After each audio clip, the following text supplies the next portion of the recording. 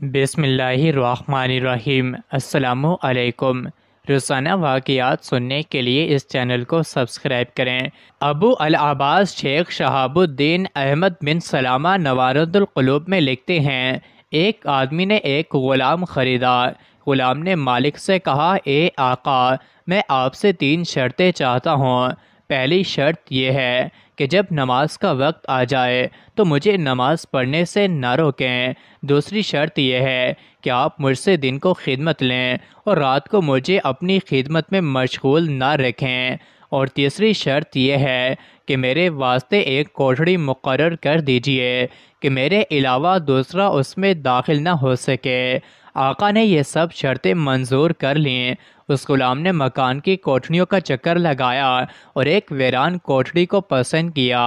آقا نے کہا، تم نے یہ ویران کوٹھڑی کیوں پسند کی ہے؟ اس نے کہا، اے میرے سردار، کیا آپ کو یہ نہیں معلوم کہ ویران مقام اللہ تعالیٰ کے ذکر سے آباد ہو جاتا ہے؟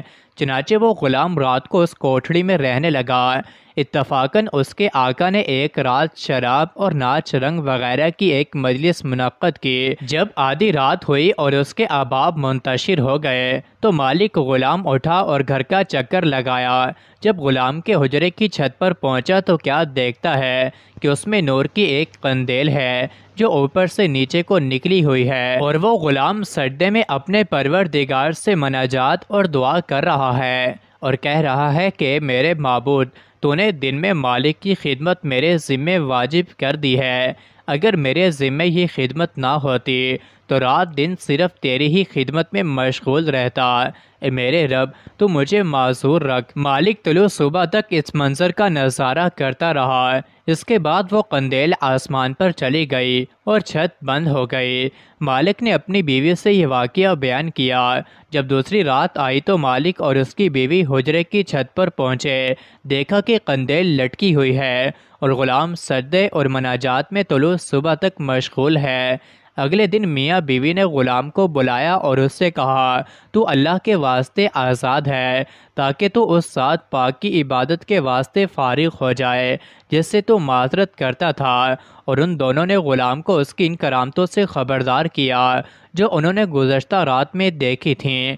غلام نے یہ سن کر دونوں ہاتھ اٹھائے اور کہا، اے میرے معبود، میں نے تجھ سے دعا کی تھی کہ میرا راز اور پردہ کسی پر نہ کھولنا اور میرا حال ظاہر نہ کرنا۔ اب جب کہ تو نے اس کو فاش کر دیا ہے تو میری روح قبض کر کے اپنے پاس بلا لے۔ چنانچہ وہ مردہ ہو کر گر پڑا۔ اللہ تعالیٰ اس پر رحم کرے۔ قاضی عبد الوہاب بہت ہی ذہین اور حاضر جواب علماء کبار میں سے تھے۔ ایک مرتبہ کسی یہودی نے آپ کے سامنے دین اسلام کے قانون پر اعتراض کرتے ہوئے نہایت طنز کے ساتھ یہ شعر پڑھا، یعنی اگر کوئی کسی کا ہاتھ کاٹ لے تو اس کی دیت عضو کا بدلہ 500 اشرفیاں دینی پڑتی ہیں، لیکن اگر یہی شخص چوری کرے تو صرف 1/4 دینار کی چوری پر اس کا ہاتھ کاٹ دیا جاتا ہے۔ تو کیا معاملہ ہے کہ قانون اسلام میں یہی ہاتھ بھی اتنا مہنگا سمجھا گیا کہ 500 اشرفی اس کی قیمت ٹھہری، اور کبھی اتنا سستا ہو گیا کہ صرف 1/4 دینار اس کی قیمت رہ گئی۔ یہودی کا یہ طنزیہ شعر سنتے ہی قاضی عبد الوہاب نے جواب میں فی البدیہہ یہ شعر پڑھ دیا، یعنی ہاتھ جب تک امانت دار تھا، عزت امانت نے اس کو بیش قیمت بنا رکھا تھا، لیکن جب چوری کر کے یہ ہاتھ خائن بن گیا تو خیانت کی ذلت نے اس کے اس قدر و قیمت گھٹا دی کہ صرف 1/4 دینار اس کی قیمت رہ گئی۔ یہ ہاتھ بھی اتنا گرا اور کبھی اتنا عرضہ کیوں ہو جاتا ہے؟